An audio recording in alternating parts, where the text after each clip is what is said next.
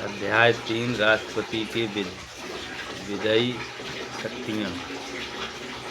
संसद के 123 सांसद के विश्रांत काल में अध्यादेश प्रख्यापित करने की राष्ट्रपति की शक्ति। अध्याय 4 संघ की न्यायपालिका। 124 उच्चतम न्यायालय की स्थापना और गठन। 125 न्यायाधीश के वेतन आदि। 126 कार्यकारी मुख्य न्यायमूर्ति की नियुक्ति। 127 तथार्थ न्यायाधीशों की नियुक्ति। 128 उच्चतम न्यायालय की बैठकों में सेवानिवृत्ति न्यायाधीशों की उपस्थिति। 129 उच्च न्यायालय का अभिलेख न्यायालय होना। 130 उच्चतम न्यायालय का स्थान। 131 उच्चतम न्यायालय की आरंभिक अधिकारिता।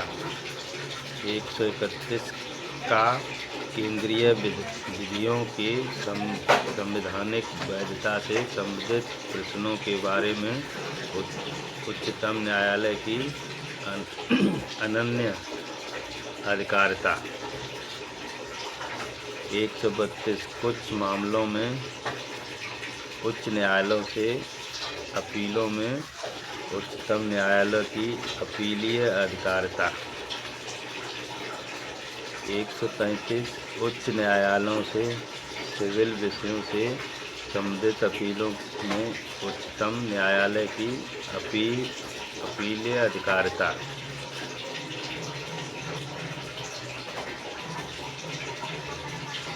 134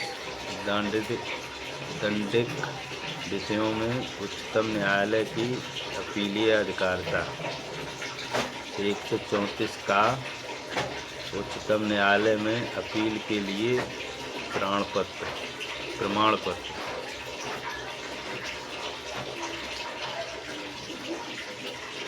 135 विद्यमान विधि के अधीन फेडरल न्यायालय की अधिकारिता और शक्तियों का उच्चतम न्यायालय द्वारा प्रयोक्तव्य होना। 136 अपील के लिए उच्चतम न्यायालय की विशेष इजाज़त। 137 निर्णयों या आदेशों का उच्चतम न्यायालय द्वारा पुनर्विलोकन। 138 उच्चतम न्यायालय की अधिकारिता की वृद्धि। 139 उच्च रिट निकालने की शक्तियों का उच्चतम न्यायालय को प्रदत्त किया जाना। 139 का कुछ मामलों का अंतरण। 140 उच्चतम न्यायालय की आनुषंगिक शक्तियाँ। 141 उच्चतम न्यायालय द्वारा घोषित विधि का सभी न्यायालयों पर अवधकार होना। 142 उच्चतम न्यायालय की डिक्रियों और आदेशों का प्रवर्तन और प्रकटीकरण आदि के बारे में आदेश। 143 उच्चतम न्यायालय से परामर्श करने की राष्ट्रपति की शक्ति। 144 सिविल और न्यायिक प्राधिकारियों द्वारा उच्चतम न्यायालय की सहायता में कार्य किया जाना।